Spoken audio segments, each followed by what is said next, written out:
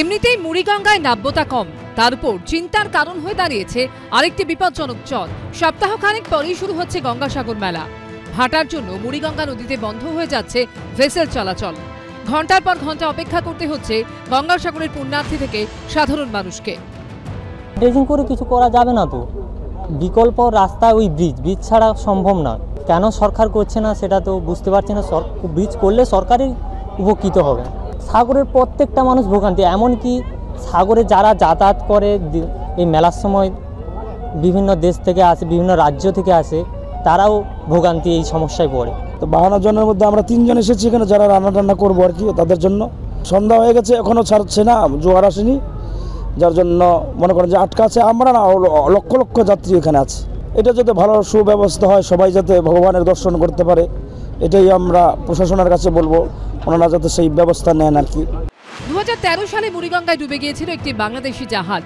ডুবে যাওয়া সেই জাহাজের উপর 10 বছর ধরে পলি জমতে জমতে তৈরি হয়ে গেছে আস্ত চর। বুধবার নবান্নে গঙ্গাসাগর নিয়ে বৈঠকে এই চর নিয়ে উদ্বেগ প্রকাশ করেন মুখ্যমন্ত্রী। বাংলাদেশি যে জাহাজটা ডুবে আছে, যার জন্য সিলক্রেশনটা হয়েছে, তা সেটা প্রভাব নিয়ে আর্মির সাথে কথা বলে নাও না। তা আর্মি যদি ওটাকে তুলে দিতে পারে, ইট উইল টেক টাইম আমার মনে হয়। কপিল মুনির আশ্রমে যেতে হলে কাকদ্বীপের লট 8 থেকে মুড়িগঙ্গা নদী পেরোতে হয়। ওপারে কচুবেড়িয়া, সেখান থেকে আরও 1 ঘন্টার পথ গঙ্গাসাগর। তাই মুড়িগঙ্গায় নাব্যতা ঠিক রাখতে ইতিমধ্যেই ড্রেজিংয়ের কাজ শুরু করেছে প্রশাসন। কিন্তু বিপত্তি অন্য জায়গায়। মেলার আগে মুড়িগঙ্গা নদীতে ডুবে থাকা বাংলাদেশি বার্জকে তোলার উদ্যোগ নেওয়া হচ্ছে না। পরে তা আদৌ কেটে তোলা সম্ভব কিনা তা নিয়ে বিশেষজ্ঞদের সঙ্গে কথা বলে সিদ্ধান্ত নেবে জেলা প্রশাসন। ড্রেজার অলরেডি আজকে ঢুকে গেছে, সেটা আজকে আমাদের এলসিডি জেটিতে আছে। সেখানে ওকে অপারেশনালাইজ করতে হয়তো আজকে আর কালকে ওটা অপারেশনালাইজ হয়ে যাবে। তারপরে আমরা আশা করছি বাই 5th আমাদের যা মাননীয় মুখ্যমন্ত্রী যা বলেছিলেন সেভাবেই আমাদের 5-6 তারিখের মধ্যে ওই কাজটা শেষ হবে। এক্সপার্টদের ব্যাপারে আমি এর উপরে আমার কিছু বলার নেই, আমার কিছু জানার নেই। হয়তো এক্সপার্টরাই কিছু বলতে পারবে কি রয়েছে ওর উপর, আমি কিছু বলতে পারবো। মুড়িগঙ্গা নদীর ড্রেজিং নিয়ে প্রশাসনিক ব্যর্থতার অভিযোগে সরব হয়েছে বিজেপি। পাল্টা জবাব দিয়েছে তৃণমূলও। এই সমস্যা বহু দিনের সমস্যা।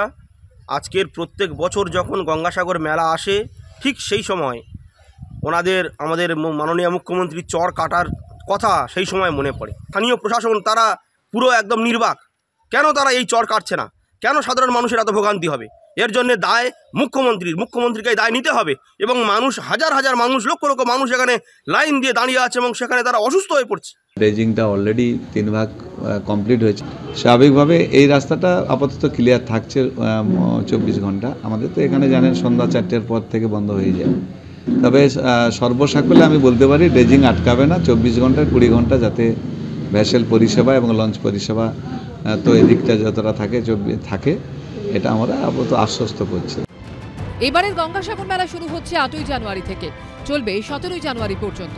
এর মধ্যে 15 ও 16ই জানুয়ারি রয়েছে মকর স্নান। মেলায় সমাগম হতে পারে 40 লক্ষ পুণ্যার্থীর। সংক্রান্তির সময় মুড়িগঙ্গা পারাপার কতটা সহজ হবে তা নিয়ে পুণ্যার্থীদের মধ্যে তৈরি হয়েছে সংশয়। গৌতম মণ্ডলের রিপোর্ট, এবিপি আনন্দ, দক্ষিণ 24 পরগনা।